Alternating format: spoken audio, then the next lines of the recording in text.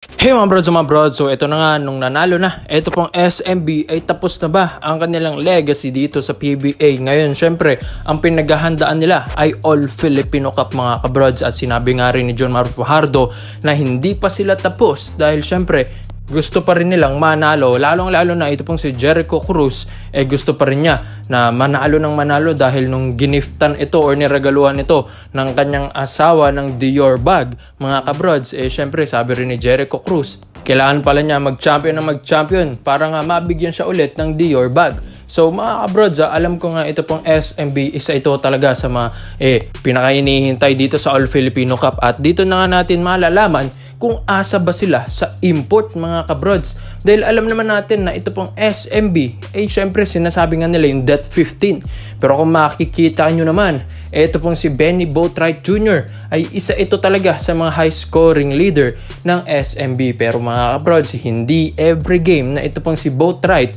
ay siya lagi ang nagpapanalo. Dahil yung mga locals nito like CJ Perez, ang ating finals MVP, and Jericho Cruz off the bench mga kabrods, gumagawa talaga. And syempre minsan umiinit din. Ito pong sina Simon Enciso, Marshall Lassiter, tapos pag nandyan pa yung healthy na Terence Romeo. And syempre wag din natin na makakalimutan yung palaging consistent na binibigay ni Jonmar Abay Fajardo, the Kraken mga kabrods. So ito na nga, alam ko marami itong koponan na gustong kalaban din nito ng SMB dito sa All Filipino Cup, at isa na nga dito ang Barangay Ginebra San Miguel. At alam ko nga na ang Ginebra ang isa sa mga talagang malakas na makakalaban talaga ng SMB dahil bali-balita nga marami nang kukunin ito pong Ginebra at magre-revamp sila.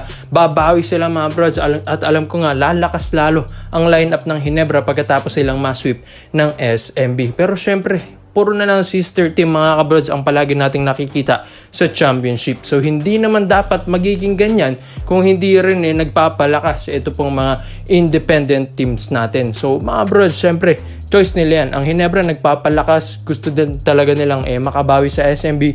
So doon naman sa mga game fixing na kunyari, sister team ito, mga brods, alam natin, bigayan. Mga brods, sinabi na ito ni Mr. Snow Badwa na talagang medyo malabo ang mga fixed game dito sa PBA kahit sister team pa yan dahil nagpapatayin sila sa laro. Syempre, kung fixed game yan, ba't pa sila nagpapatayan? Ba't pa sila nag-ensayo? Ba't pa sila dugot pawis na nag-training every night? Tapos mga brods, tuwing championship, syempre, puspusan lalo yan. Kaya nga mga brods, syempre, yung mga game fixing na ganyan, parang malabo na rin dito sa SMB, Magnolia, and Barangay Ginebra San Miguel. Kaya medyo nagiging exciting na rin ito pong PBA dahil nagpapalakas na rin yung mga ibang teams. And bali-balita nga, ito pong mga TNT, Meralco, and NLEX, isa ito sa mga magpapalakas na ngayon dahil may maraming trades tayo ang nagaganap dito sa tatlong kupunan ng MVP group. Kaya ito pong SMB, kahit nag-champion yan, mga kabrods, dapat wag silang tumigil dahil All Filipino Cup, dito ka na kasi babatikusin ng mga bashers mo kapag itong SMB hindi sila nakapag-kampiyon dito sa All Filipino Cup. Dito na nila sasabihin na aasa talaga ito pong SMB or palaging umaasa sa import nila. So, alam naman natin na napapatunayan na yan ng SMB, ilang kampyonato na rin ang napanalunan nila sa All Filipino Cup. Isa talaga sila sa mga malaki talagang lineup sa All Filipino. Kaya alam natin na hindi pa rin sila titigil dahil ipapamukha nila sa mga fans na hindi sila umaasa sa import mga kabrods. At ayun nga, syempre abangan natin ang ating All Filipino Cup this February na yan mga kabrods. Ayun nga, kaabang-abang ito. Sa kabilang balita naman natin mga brods, speaking of mga hustle plays, isa rin ito pong si JP Eram mga kabrods, ang isa sa mga hustle player ng TNT Tropang Giga, ang 6'7" or 6'8" power forward or 6'9" ng TNT Tropang Giga mga kabrods. Ayun nga, baka bitawan na nila ito. Sinasabi nga rin ng TNT inconsistent ito pong si JP Eram, although yes, nakakatulong rin naman ito sa kanyang kupunan, pero syempre kapag wala ng Mikey Williams, makikita mo talaga yung mga locals ng TNT na hirap din talaga silang manalo ng championship. So kumbaga depende na lang sila sa mga scorers. And ito pong si JP Eram, isa rin ito sa mga inconsistent din na player sa TNT.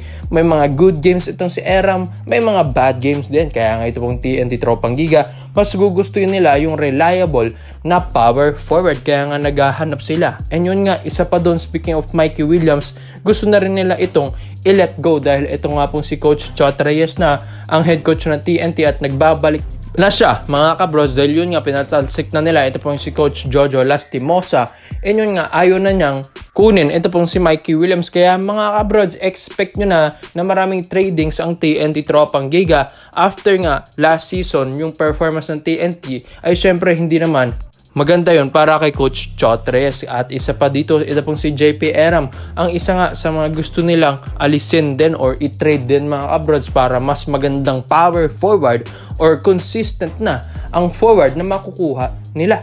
Pero mga kabrods, alam nyo ba, ito pong si JP Eram, isa rin ito sa mga gusto rin ng Barangay Ginebra San Miguel. After nga silang ma-sweep ng SMB, naghahanap sila ng mga reliable forwards or power forwards din, dahil yun nga sa pagka-sweep ng SMB sa kanila, dito na nakita ng Ginebra ang kanilang weaknesses. Dahil yun nga, dun nga sa mga center position ng Ginebra, hirap na sila kapag si John Mar ang pumoposte dyan. Tapos kapag mga 6'9" Benny Boatwright Jr. ang umatake sa kanila, hirap na rin ito pong sina Sisten and Japet Aguilar na tumao doon. Kaya kailangan din nila ng malaki-laki or bato-batong power forward. Although hindi naman bato-bato ito pong si JP Eram, pero yung wingspan din neto ay makakatulong rin dito sa Barangay Ginebra San Miguel as a defender nila mga kabrod. So ito pong si JP Eram, babagi rin naman ito para sa Barangay Ginebra San Miguel as their power forward. Pero mga kabrod, malaki ang maitutulong ni Eram kung maitatrabaho ito ng Ginebra na mag-improve pa ang kanyang laro. Dahil syempre mga kabrod, malaki na tapos may tira pa sa labas, at yan ay ang isa sa mga gusto ni Coach Tim Cone, yung mga stretch forward na ganyan. Di ba nga si Japet Aguilar over the years nag-evolve din ang kanyang laro, kumbaga nagiging clutch na rin siya sa 3-point area. Di ba marami ng mga ganyang clutch ito pong si Japet Aguilar, dahil ito pong si Coach Tim Cone gusto niya yung mga big man niya ay kaya rin tumira sa labas para nga mas maraming threat at mas maraming option ito pong Barangay Ginebra San Miguel. So ito pong si JP Eram mga brods, malaki ang maitutulong neto kung gugustuhin ng Barangay Ginebra San Miguel yung offer ng TNT Tropang Giga sa kanila. Pero ang Ginebra, dapat din may magandang offer sila sa TNT para nga mapapayag nila na ito pong si Eram ay masiship na dito sa lineup ng Barangay Ginebra San Miguel. Alam ko nga, All Filipino Cup na next season, kailangan ng Ginebra ng malaki-laking player din para nga pag si Junmar Fardo ng katapat nila, hindi na sila mahihirapan. Kaya alam ko babawi ang Ginebra ngayon, babalik na si Brownlee dahil sa ating FIBA Asia Cup Qualifiers 2025. So ito nga mga brods, sa tingin nyo ba JP Eram babagay ba sa Barangay Ginebra San Miguel? So kung babagay si Eram, sino ang bibitawan ng Ginebra? Kaya komento mo lang mo dito mga brods at isa natin yan. Salamat po sa panonood mga brods. This is Overrated Dial. Tune long. I'm out.